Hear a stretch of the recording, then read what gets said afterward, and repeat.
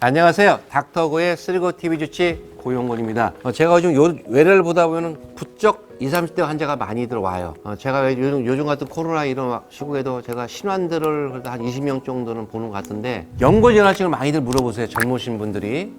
면 진단을 많이 받으시거든요. 연골연화증도 이런 골다공증처럼 나이만 드신 사람이 오는 게 아니라 젊은 분도 올 수가 있어요. 마찬가지죠.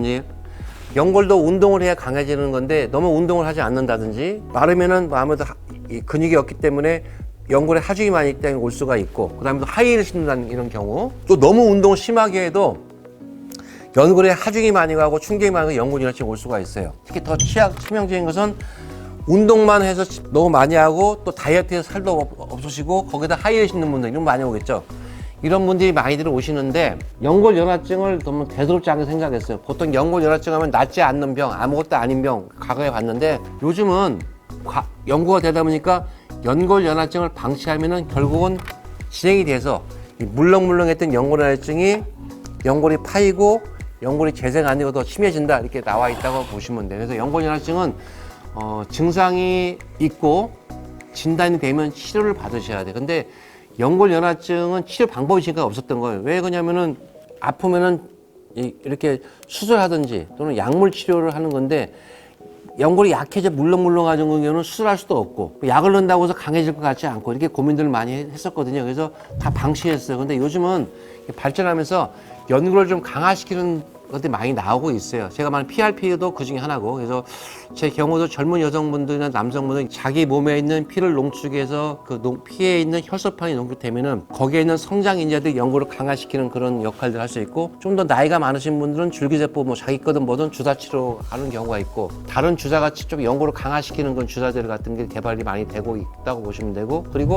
플러스 운동으로서 무릎 주위에 있는 근육을 강화시켜줘서 연골에 가는 하중을 예방하는 방법도 있을 수가 있고, 또 하이힐을 좀 안 신으면 되겠죠. 그리고 충격파도 요즘 연골연화증에 도움이 된다는 논문들이 좀 수도 나오고 있고, 그래서 치료가 가능하기 때문에 너무 연골연화증이 있다고 해서 포기하지 마시고 적극적으로 생활 습관을 바꾸시고, 또 운동으로 근력 키워주시고 이런 주사 치료를 같은 거 하시면은 연골연화증을 해서 더 이상 가는 걸 막을 수 있지 않나 생각합니다. 그래서 여러분 중에서 주로 여성분들이나 남성분들은 가만히 앉아있을 때 무릎 앞쪽이 시큰거리가 아프면 연골연화증을 의심할 수 있고, 시큰거리가 아프신 분들은 망설이지 말고 진단 받아보시고, 연골연화증 진단되면은 적극적으로 치료 받아가지고 더 이상 연골이 손상이 지장된 걸 막을 수가 있다고 보시면 돼요. 이런 질문 하셨네요. 초기 진단 헬스해도 되나요? 가능합니다. 무리하지 않게 하시면 될 것 같고요. 무형 전공하신 분인데 완치 가능할까요? 무형 전공하신 분들은 연골연화증도 있지만은